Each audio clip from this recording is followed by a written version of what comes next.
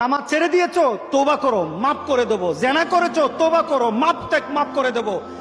আকাশ সমান গুনাহ করেছো, তওবা করো, মাফ করে দেবো। আল্লাহু আকবার। শুধু তাই নয়, আল্লাহ বলেন, বান্দা যখনই তওবা করবি তোরে আমি পছন্দ করি। আল্লাহর রাগ যেন আমাদের মধ্যে চলতে না থাকে, আল্লাহর রাগকে কমাতে হবে। আল্লাহর রাগকে আমাদেরকে কমাতে হবে। এই রাগ কমানোর জন্য আমাদের কি করা দরকার? আমাদের কি করতে হবে? আল্লাহর রাগ কমিয়ে দেয়, আল্লাহর গজবকে কমিয়ে দেয়। আল্লাহর সকল ধরনের বান্দার প্রতি যে ক্রোধ থাকে, এটাকে কমানোর জন্য সবচেয়ে উৎকৃষ্ট মাধ্যম হলো তওবা। বলেন কি? তওবা। তওবার মাধ্যমে আল্লাহ সুবহানাহু ওয়া তাআলা আমাদেরকে পছন্দ করেন। যেমন আল্লাহ সুবহানাহু ওয়া তাআলা সূরা বাকারার 222 নম্বর আয়াতে বললেন, ইন্নাল্লাহা ইউহিব্বুত তাওয়াবিন, ইন্নাল্লাহা ইউহিব্বুত তাওয়াবিন ওয়া ইউহিব্বুল মুতাতাহহিরিন। আল্লাহু আকবার, আল্লাহু আকবার। আল্লাহ বলতেছেন, বান্দা যদি আমার কাছে তওবা করো আমি তোমারে ভালোবাসি।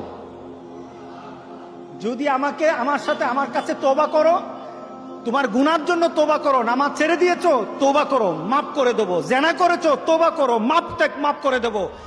আকাশ সমান গুনাহ করেছো, তওবা করো, মাফ করে দেবো। আল্লাহু আকবার। শুধু তাই নয়, আল্লাহ বলেন, বান্দা যখনই তওবা করবি তোরে আমি পছন্দ করি।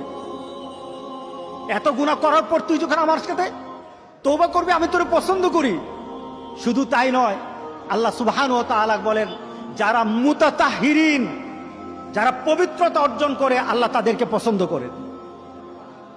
আমরা পবিত্রতা অর্জন করি কি দিয়ে? উযু দিয়ে। বলেন কি দিয়ে? উযু দিয়ে। আমরা পবিত্রতা অর্জন করি তওবার মাধ্যমে। প্রথম এটা হলো আত্মার পরিশুদ্ধতা। আপনার দেহকে পরিশুদ্ধ করতে হবে, আত্মাকে পরিশুদ্ধ করতে হবে। আপনার আত্মাকে পবিত্র বানাবেন। আত্মাকে পবিত্র বানাতে হলে তওবা লাগবে। এটা পানি দিয়ে হবে না, মাটি দিয়ে হবে না। আপনার আত্মাকে যদি পবিত্র করতে চান তাহলে তওবা লাগবে। কি লাগবে?